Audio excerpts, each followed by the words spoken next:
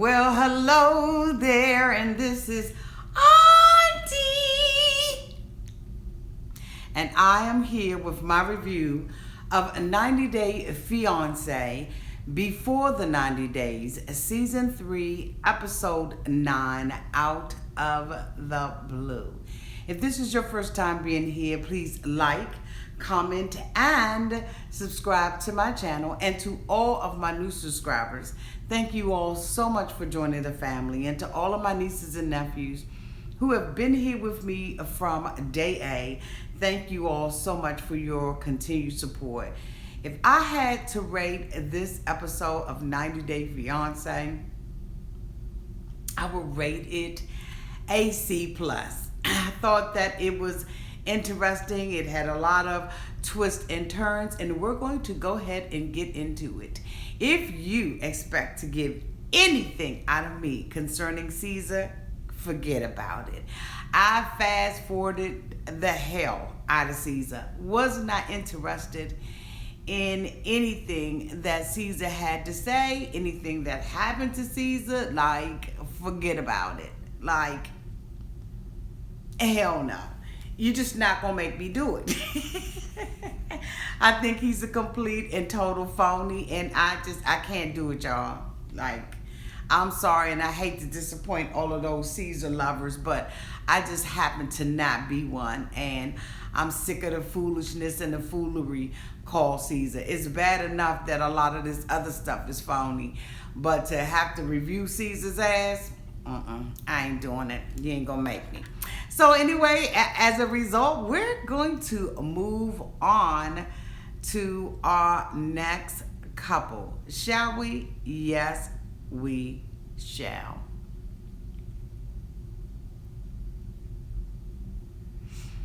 Rebecca.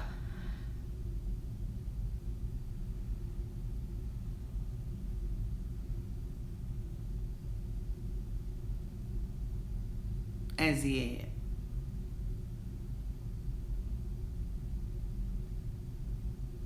Like, what's going on with them? Okay. So we open up this episode with Rebecca and Zied, and we see her driving like a bat out of hell, okay, in Tunisia. Okay? I believe she's in Tunisia. Anyway, she is driving like a bat out of hell, y'all. Zied is throwing stuff out the damn window, and she's like, look, stop throwing stuff out the window, because in America, the police are going to make you have to pay a fine. He laughed because the bitch ain't got no money, okay? So fines, he doesn't give a damn about a fine, okay? So he laughed about it, okay?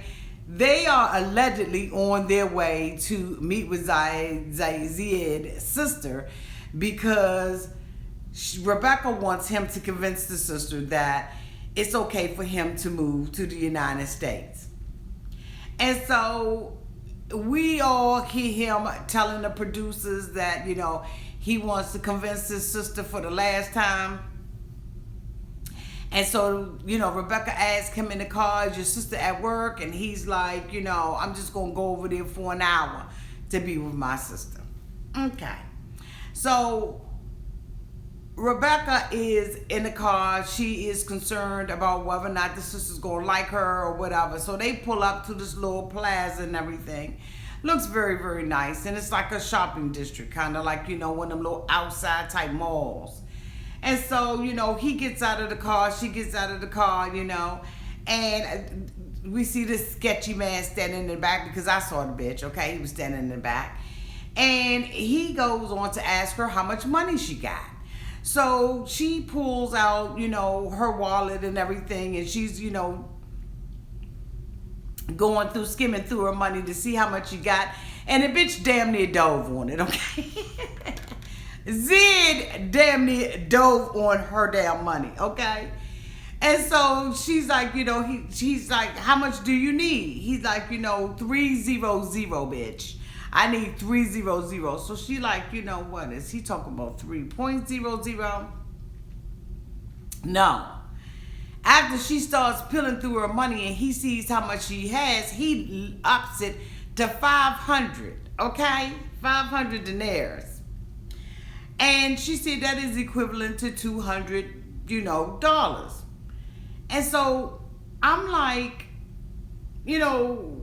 what the hell is going on with Zied? Now, as we all suspected, he was buying her an engagement ring, but that mofo was shiesty as hell, okay, with buying that engagement ring. So she's like, when he asked me to give him money, I, was like, okay, I'm just going to go ahead on and peel it off and make it rain for his ass. But then she had second thoughts about it because she started asking Zied, Zied, what you going to do with it? He was like, I'm going to buy something for my damn sister. Now, she's like, feeling some kind of way because is he bribing the sister, what?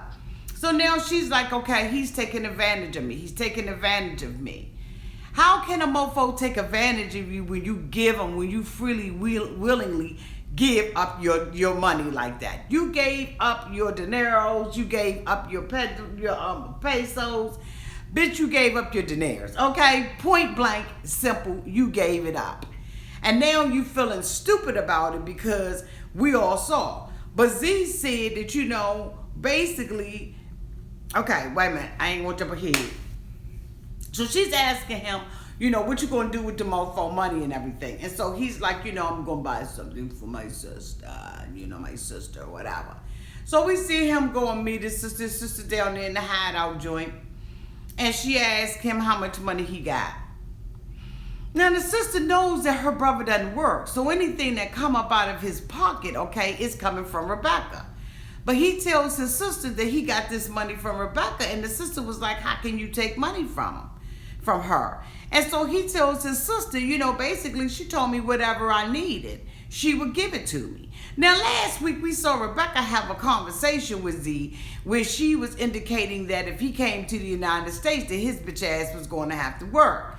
Now as we can see, y'all, it's clear that when that mofo come up over here, he ain't working for okay? He ain't working for Popeyes, he ain't working for McDonald's, bitch ain't working for Walmart, Sam's Club, he ain't working for BJ's, the bitch ain't working at the gas station. He's not working because she has already put it out there that I'm sugar mama and I'm gonna take care of your ass. So why would he have to work when you gonna sit up there and peel off 500 coins to the mofo? So basically the sister was like, you don't even have enough money to buy a ring because the bitch started looking at gold rings. She was like, you ain't even got no money. So the next thing you know, with this mofo, he gets to looking at the silver rings. So he picks out, a cluster of diamonds or whatever, you know what I'm saying, little chips, little diamond chips, little cubic zirconia type joint. But I'm saying, okay, did he pocket the rest of it? Did he get half of it to his sister? Like, what the hell did he do with the rest of the money? So, I mean, at this point, I don't have any faith in this man because absolutely he's using her. And I think that Rebecca knows that he's using her. Whether or not he pulls out a wedding ring or the bitch don't pull out a wedding ring, at this point, he is using her ass. The sister asked him while they were sitting in the jewelry shop, come on, you ain't feeling some kind of way about going to America and leaving mommy and daddy, okay? Because I don't know if he babysitting their asses. I don't know if he goes shopping for them, if he did Uber driver. I don't know what this bitch does, okay? All I know is he hangs out with his friends and he plays soccer with his tight ass pants.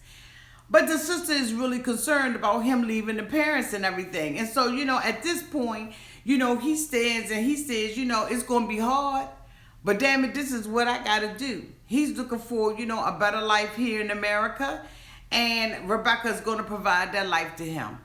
She says that, when she gave him the money and he asked her for the money, she was feeling some kind of way about it because this is what, her ex-husband said. Rebecca made a statement that I was just like, why the hell would she make that statement? She made a statement saying, this is my last opportunity to get married. And I was like, bitch, this is not your last opportunity to get married. It's your last opportunity to get married to him. But one thing about Rebecca, as dumb as her ass appears to be, she's a beautiful woman, filters or not. And she seems like she has a lot going for her. I don't know whether or not she cuckoo for Cocoa Puffs. Okay. Excuse me, y'all. I don't know if she's cuckoo for Cocoa Puffs or what it is, but Rebecca, this is not your last opportunity to get married.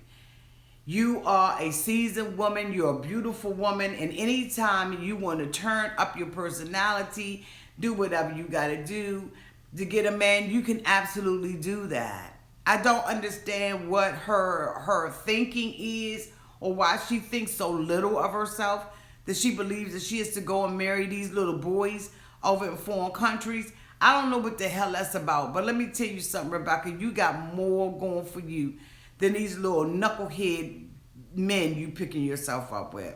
So anyway, Zied sits there with his sister. I guess he gets the ring. He asked the dude for a box because he said he wants to propose.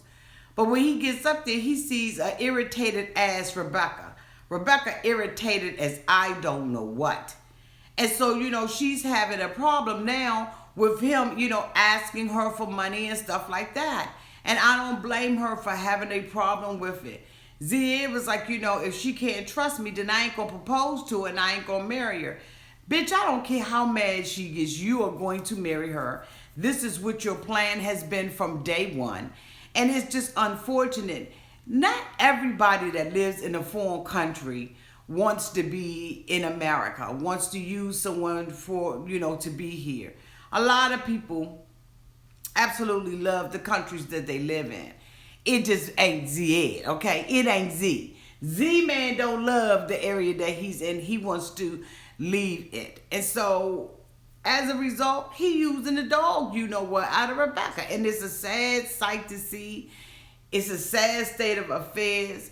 But when the mofo would have asked me for $2, I'm going to tell you, a bitch would have went off, okay? Because I cannot stand for a man to ask a woman for anything. I don't give a damn what it is. Don't ask me for jack. Talking about asking somebody for something. That goddamn drunk ass Darcey. Darcey is a mess.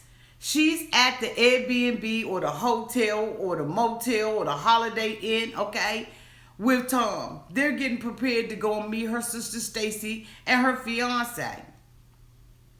So Darcey is in there talking about, do I wear a ponytail? Do I wear it on the side? A man don't give a damn how you wear your hair. Just make it look presentable. So, she wants him to grease her down and everything. And you can see at this point that Tom is agitated. He ain't really trying to do her ass or nothing like that, right? So Darcey, goes to the bar with her sister Stacey and the fiance and Tom and everything. And, as we all know, they haven't been having a good time with that ass. So Darcey sits there, and they get to the bar and Stacey orders the drinks. And she says, my twin, make it 2, give her 1 too. So Darcey was like, I don't want that. I want it sweet. I know what I want. So Stacey was like, all right, Darcey, damn it, do you. Because, she knows that her sister has, some damn problems and everything. So Darcey is, trying to be, a little smart and everything. And Stacey is antagonizing her with her fiance. Let's just go ahead on to keep it all the way 100. Stacey is antagonizing her. Stacey instigating. Stacey showing the hell off. Stacey all up on her man. Stacey telling the bitch, take your coat off. Stacey like, okay, I'm engaged, bitch, and you not. You struggling like I don't know what. You got Jesse meets the 2.0, bitch. And now you sitting up in here miserable as dog hell. Every time Stacey said something, Darcey was sitting up there, agitated, looking at her sister, making smart ass comments and all kinds of stuff, right? So the men are separated because, they kind of feeding off of each other. Tom and the fiance, they kind of, looking at each other because they got this little twin thing going on. And everybody know that Darcey miserable as hell. So Stacey is, like, come here, you get your man and I got my man. So she tells her man, take your coat off, baby. Take your coat off. Because, she a little drunk too. Them bitches taking shots like, okay, shot, okay. So they all, a little tweaking right now. You know what I'm saying? They're a little drunk and everything. They smoking cigarettes. They doing what they do. So she tells her man to take his coat off. And Darcey's like, damn, you trying to run him. So Stacey was like, this my man.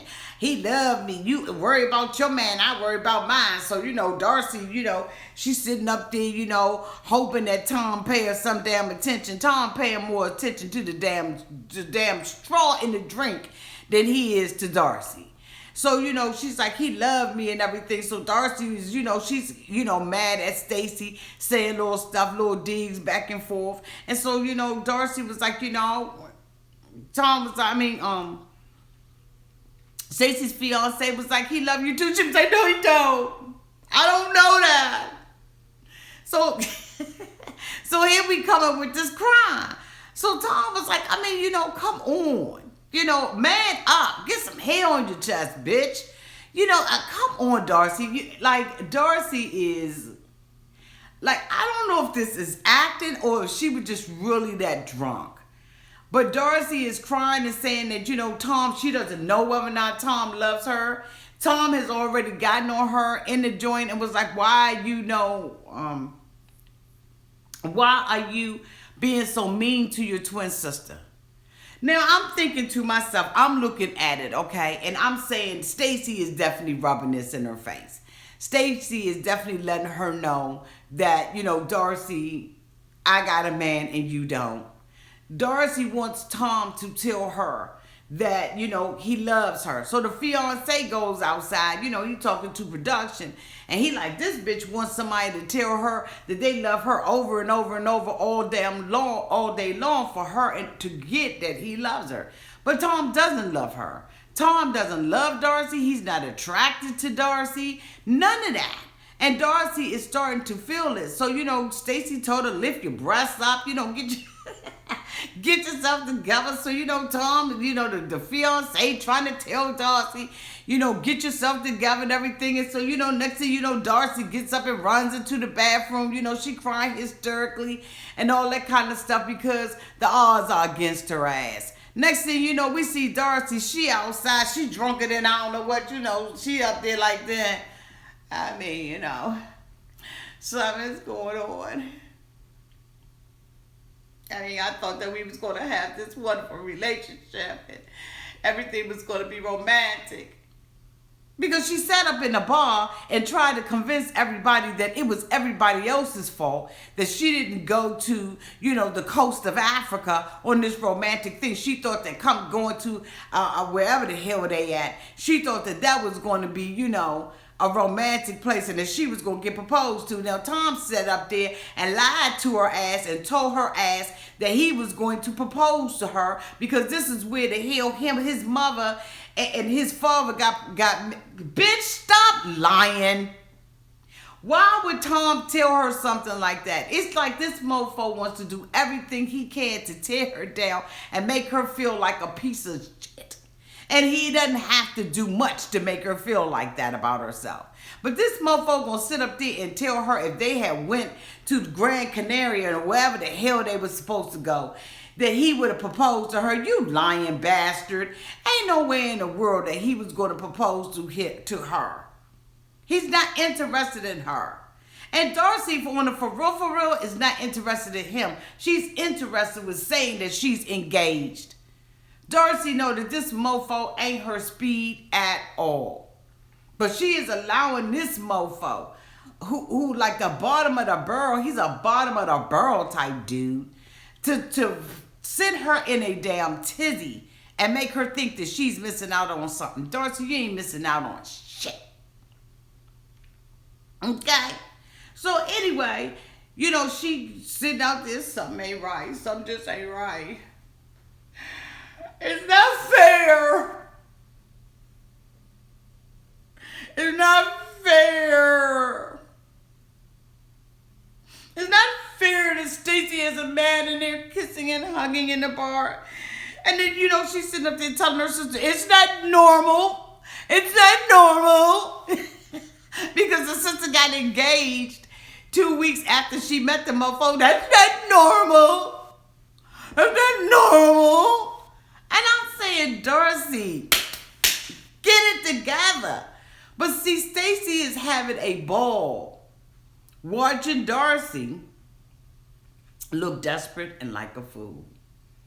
Darcey comes back in And Darcey is having a conversation with Tom. And Tom was like, let me tell you something. Okay? Darcey,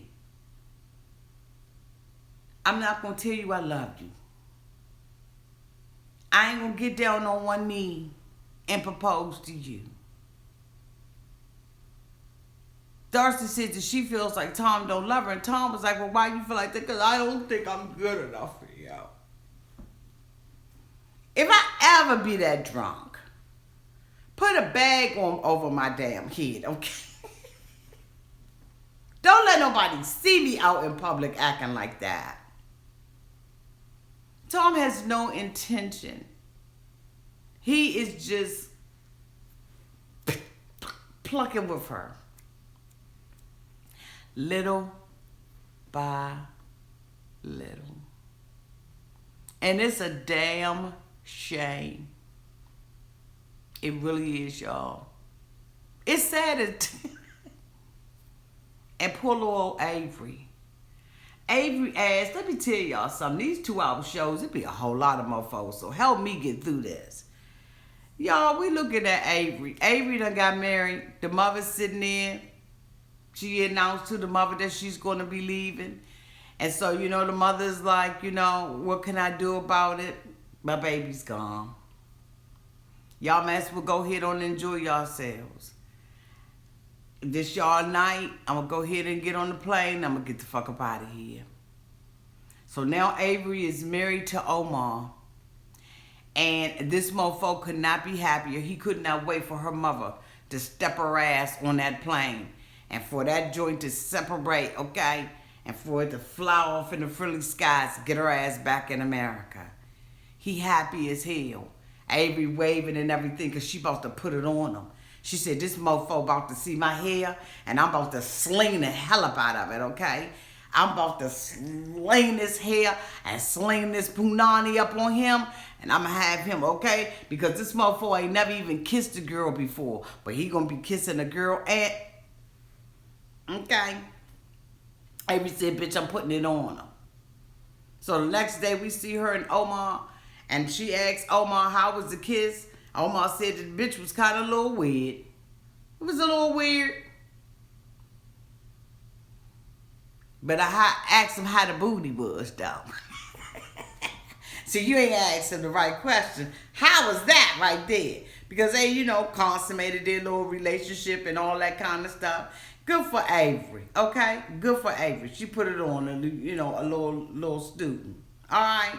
So the next thing we see is her and Omar, you know, walking and, you know, they're shopping and all of that kind of stuff. And Avery is talking about putting things in a home and all of that.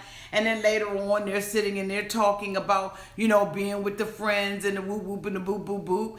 And she's like, you know, am I going to be able to hang out with your friends? Hopefully they like me. Now I have to sit in the house while you hang out. He said, no, we'll hang out together. She said, well, you know what? One thing about me is I dance in the street. I'm a little wild.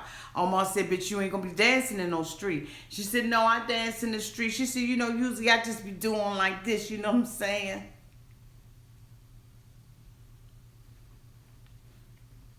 Omar said, you ain't going to be doing this or nothing else. Because if you are, if you think that that's what you're going to do, you're going to walk around and you're going to I'm going to break that off to a nub. You're going to be out there motherfucker like this because you ain't going to have no damn hands. You ain't going to have no fingers to put up nowhere, bitch. I'm going to whoop that ass, and I'm going to tell you right now, your mother already told you that I can pop the hell out you. So you're going to be walking up down that street like this, okay, after I break your damn arms. Avery said, you know what, I'm still going to be doing what I do. He said, you know what, she's a little aggressive thing. She feisty. But I got to show her, and I got to tell her that when we argue, she need to shut the hell up. Avery said, you going to have a problem out of me. No, Avery. Did you going to have a problem out of Omar?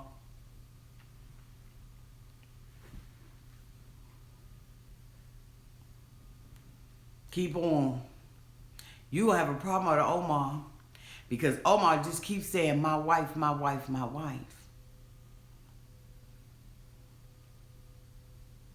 Talking about wife, Angela.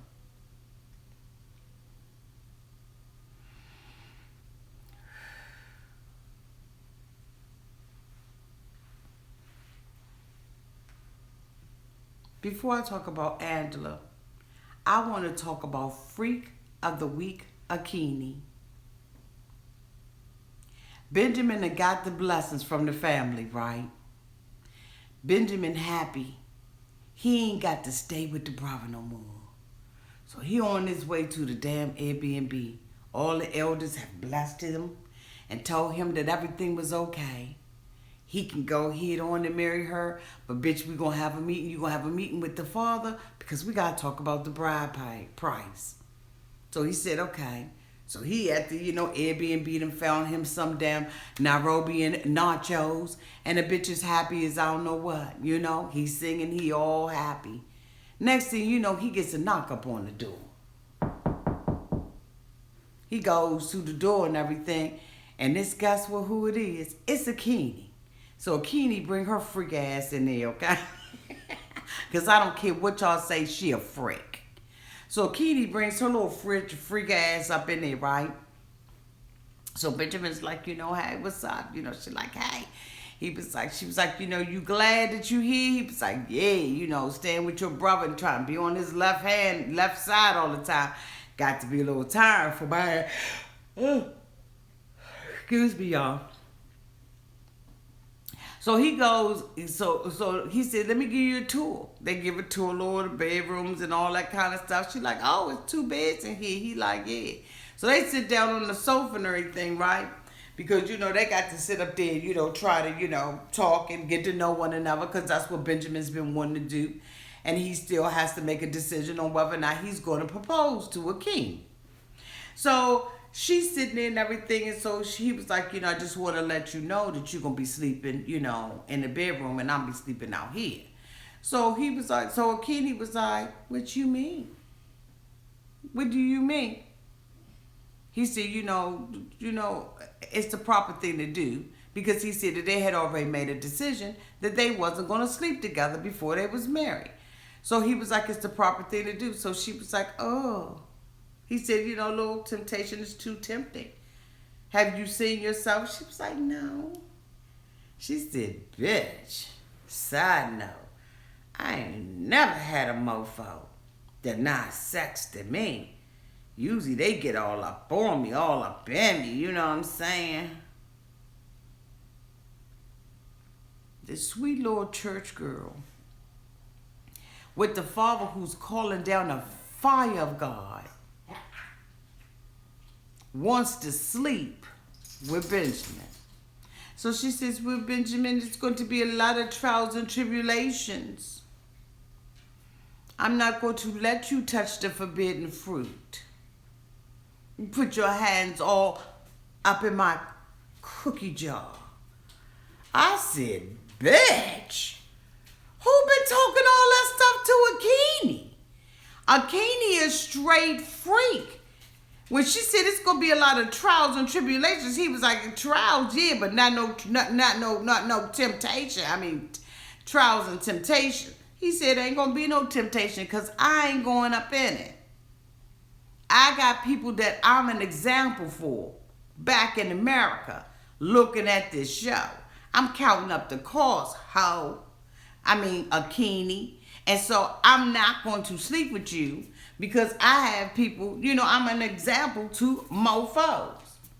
So Akinyi seems a little disappointed because like she said, she never had nobody not want to have sex with her. But at the same time, you sitting up there watching the kid come out of her. Like she looking like a straight up 15-year-old girl and she's acting like one too. You got a grown ass man up in here who done came all the way to Nairobi to be with your ass. And you're sitting up there acting like a damn child. Like I could not believe how much of a child she acted like. But Benjamin was like, peeping her out and everything because, at this point, he really got to see whether or not he want to be with her. So anyway, he decides that, he ain't going to sleep with her. They go to, the next day we see them, going to a little zoo. Now this bitch done told her mother that she over there with Benjamin. But she ain't told her father. She said her father thinks she on a safari for a damn week. Well, then how many bags did this bitch buy? Okay, how many shots did she get?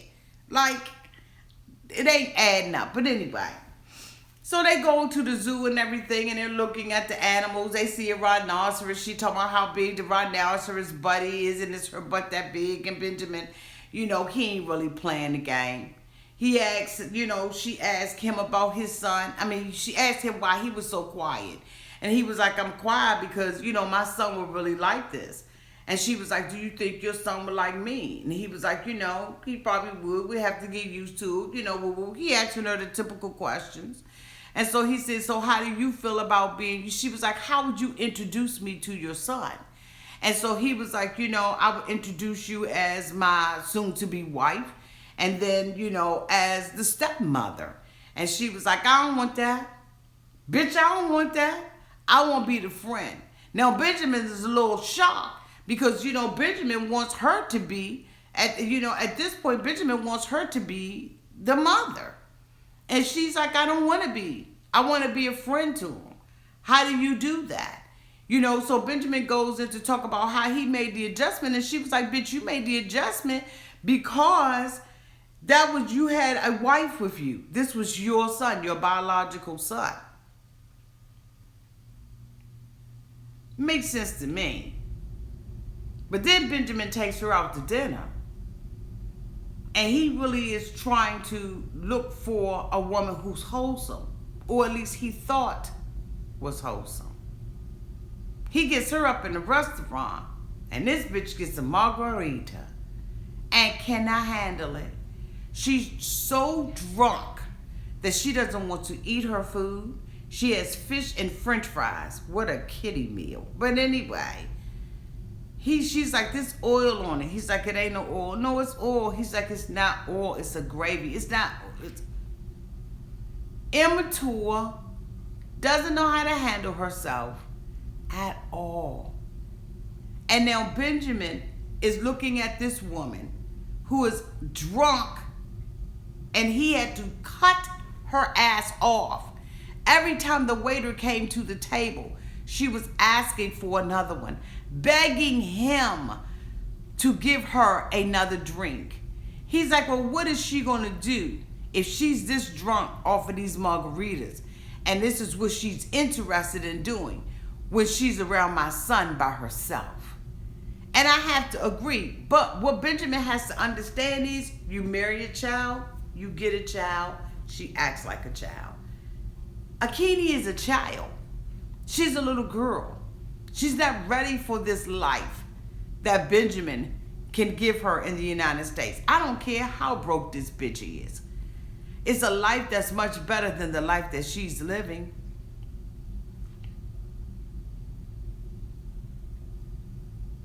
No.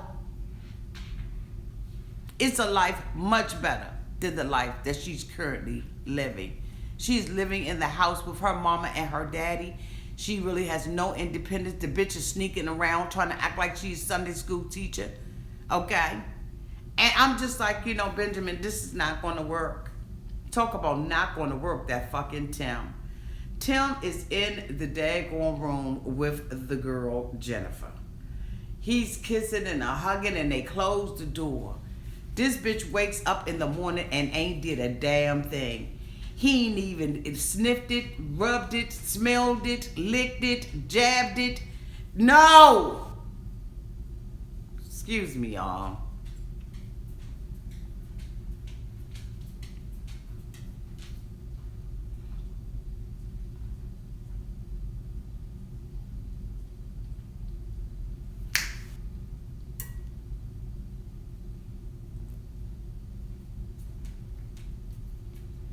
He did nothing with the booty. Sit down. Sit. Sit. He did nothing with the booty. He says that while he was laying in bed with Jennifer, he started overthinking. How the hell do you be in bed with somebody that you are physically, emotionally, psychologically attracted to, and you overthinking something? Tim, come up with a better. Then you gotta sit there in the morning with your bitch assness and try to explain to me, a beautiful Colombian woman, that you done overthought sticking sucking my, rubbing my, like how in the hell do you overthink that? It's just natural. It's just human nature. Okay? So, this mofo, and she's sitting up there trying to be as nice as she can. She blowing smoke all up his ass. She said, well, you know, let's just think positive. No, I need you to be a man. Do what a man do. This woman is doing everything but laying it out in front of the TLC producers. And this mofo talk about he overthinking. He talk about Colombian men, lovers and stuff like that. Well, damn it, so are American men. They know how to get busy, boo. What is wrong with Tim? I don't understand it. Because this woman is doing everything. And Tim is doing nothing. And then he's making these sorry ass excuses up for not doing it. All he wants to do is picking his nails all day. So she takes this bitch out, okay, because she's already sexually frustrated. Isn't it funny how women can be sexually frustrated too? She takes this bitch out with her. They go out, just to some little plaza or something. And they see some parakeets. He's scared of the parakeets. He's scared of the parrots. Bitch, they colorful. They make a whole lot of noise and they just might cuss you out. Depends on who they've been listening to. So he's scared of that. Then they go to the ostriches. He's scared of that. This motherfucker's scared of everything. Then she goes to a damn big ass swing, which I call a bungee jump, okay? Bitch, that's bungee jumping. Squeam my ass, okay? Now that I might have had some problems with. But now this done crossed the line with him. Because he already scared of all the little animals he's seen, okay? God forbid if the bitch had seen a lion, he probably would have on himself. But she takes him to this bungee jump thing. He says that he's already told her that he's afraid of heights. And now this bitch is feeling disrespected. So she tells him, look, I want to do this. You're scared to breathe. You're scared to walk. You're scared to eat. You're scared of the parrots. You're scared to fuck. You're scared to make love. You're scared to kiss. You're scared to do everything. And now here it is. I want to do this. And you scared of this too? I need 2 people to do this. He said, I'm not doing it. So the more that she's pressing, the angrier he's getting because he feels disrespected because now at this point he's embarrassed. See, he ain't embarrassed because he ain't had sex with the girl. This bitch been there a whole week. It took him 5 days just to kiss her. But now he embarrassed because she asking him to bungee jump or get on this big swing so it could throw their asses through the air. Now you embarrassed and you feel disrespected.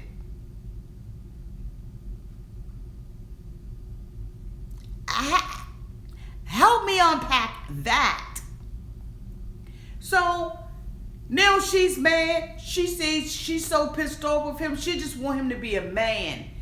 She want him to show some kind of masculinity.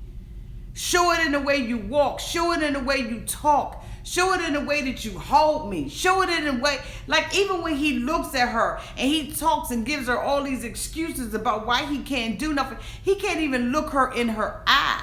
She was like, you're going to keep on and the magic is going to be gone, bitch. This is not going to continue to keep working, Tim. And Tim thinking, I got to do something and I got to do it quick. But bitch, you sitting up and laying up in bed. And she said the bitch was like this up in the bed. Can y'all imagine looking like little Frankenstein,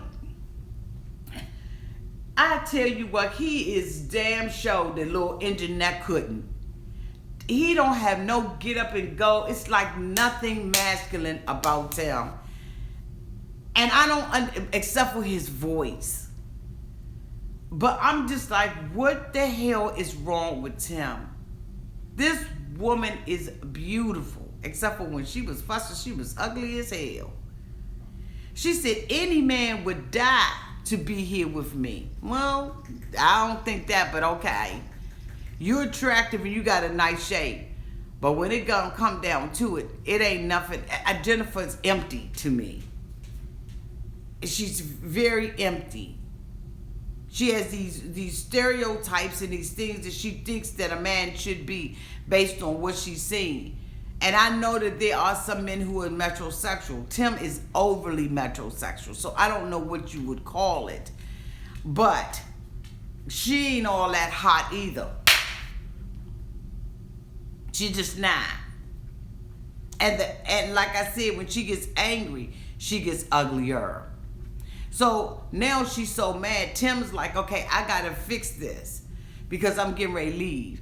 Tim alleges that, he's like this because he got hurt from his previous Brazilian girlfriend. But I ain't buying it. Why did she leave him?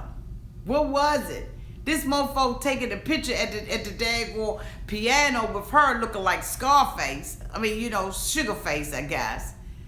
And I'm just soft face, okay? Not Scarface, soft face, okay? And I'm like, this ain't got nothing to do with that because you still messing with your girl Vanessa back at home. You remember? The one that you was allegedly supposed to be married to. So now he goes and he tries to talk to her. And she's like, I'm so mad at him, I can't even look at him.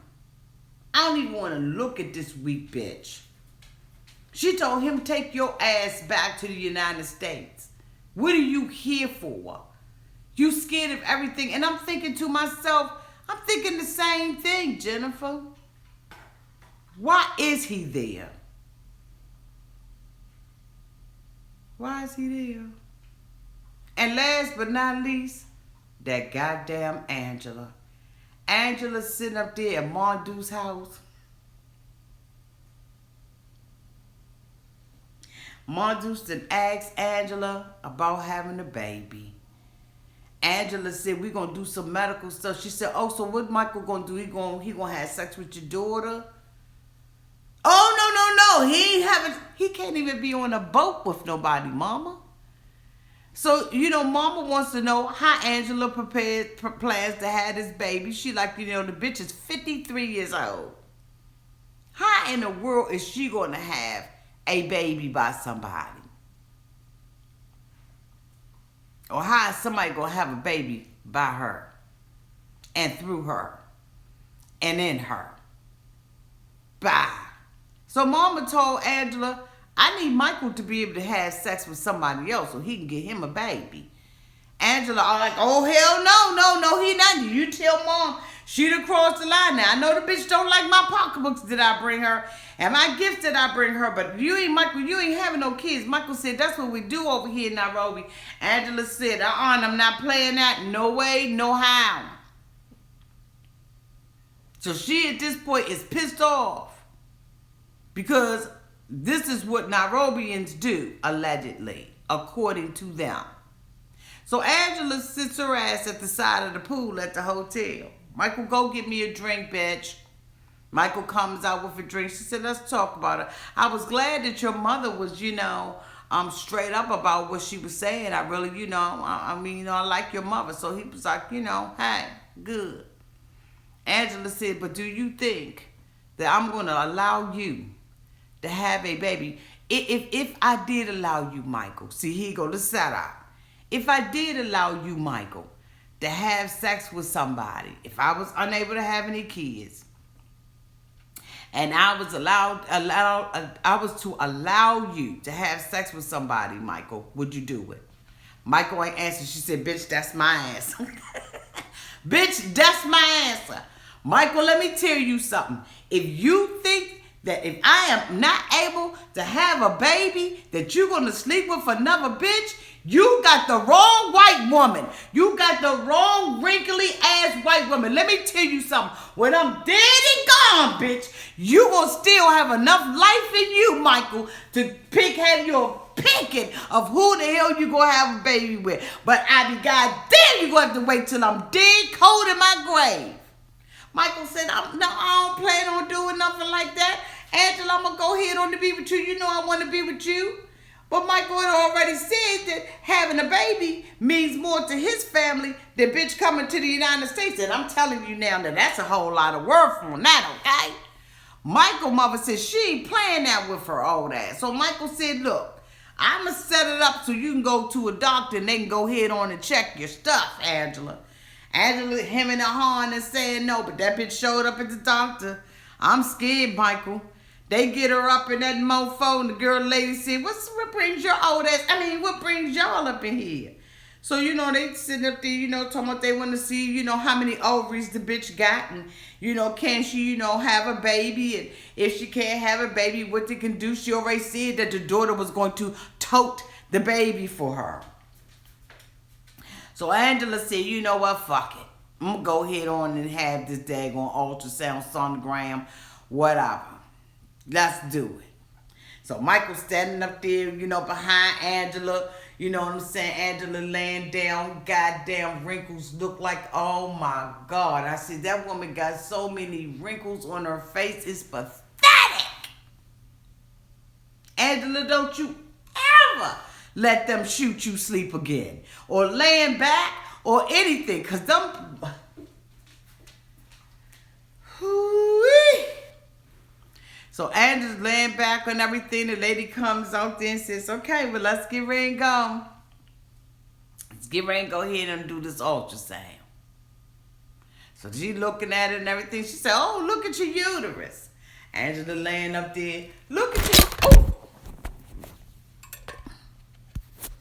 Sorry, y'all. Hold on. What the hell did I do? Hold on, y'all. Okay, I'm back. I'm just going to have to hold it. The dog came over and effed everything up. So, but it's live and I'm going to keep on going, bitch. Okay. So, Michael is sitting over there, right? He looking at everything. So, the lady pulls the thing up on there. She's like, okay. Look at that uterus. That's a beautiful uterus. Angela like, yeah, that's one beautiful uterus. She said, so let's go ahead on and look at your ovaries. Crickets, crickets, crickets. Hello, hello, hello, hello. Any eggs? In this, any, where the eggs. Hello? That bitch was echoing like I don't know what she said. Well, ain't no eggs on this side. I mean, bitch, this is echoing like, okay, the Grand Canyon, bitch, okay? Angela like, try on the other side. She go on the other side. She like,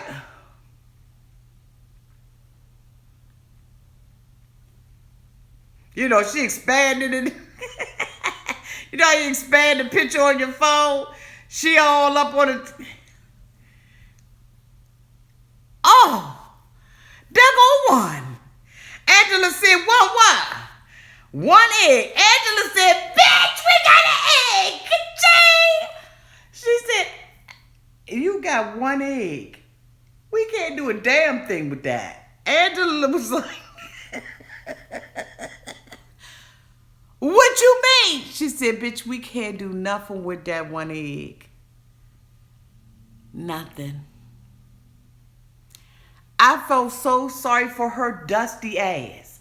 Because first of all, the lady asked her, bitch, when was the last time you had a cycle? Angela sits her lying ass up in there and says 7 months. Bitch, you know it's more like 27 months. You ain't seen a period since a period seen you, Angela, you lying ass old crow. She gonna sit up there and tell, hold on, y'all. The hell did the piece go? She gonna sit up there, hold on, y'all. I don't even see it. She gonna sit up there and tell Michael, don't play with me, Michael. You go ahead on and leave me. You don't need to be with me. Michael, Angela ain't got no eggs, boo. Angela had that one damn egg. That was one lonely ass egg. And probably before the night was over, she lost that old bitch. Okay? Angela, we both the same age, boo. Ain't nothing coming out of me and ain't nothing coming up out of you. Angela don't have a ice cube chance in hell of ever having a baby with Michael. I'm sorry, bitch. It ain't happening, Captain. It's not happening. Just like Jennifer ain't ever gonna get her booty licked or nothing else by Tim. Period. And Michael is standing up there looking confused as hell because really he don't know what the hell is going on. Let me tell y'all something. In a few minutes, we're going to be looking at Jennifer and Submit. These crazy mofos as well. This 90-day fiance thing is on freaking fire. And I am looking forward to watching tonight's episode and coming out here and talking about it tomorrow. Angela is going to have to go to her daughter and ask her daughter for eggs. Bitch, I can't wait to see that episode. In closing, y'all, we will get on here tomorrow. For all of you all who love After Lockup, I will be coming to you with my review on Love After Lockup. Thank you all and thank you so much to everybody who came out, all 900 plus of you all. Thank you so much for anybody who has super chatted, because you know a bitch can't see it.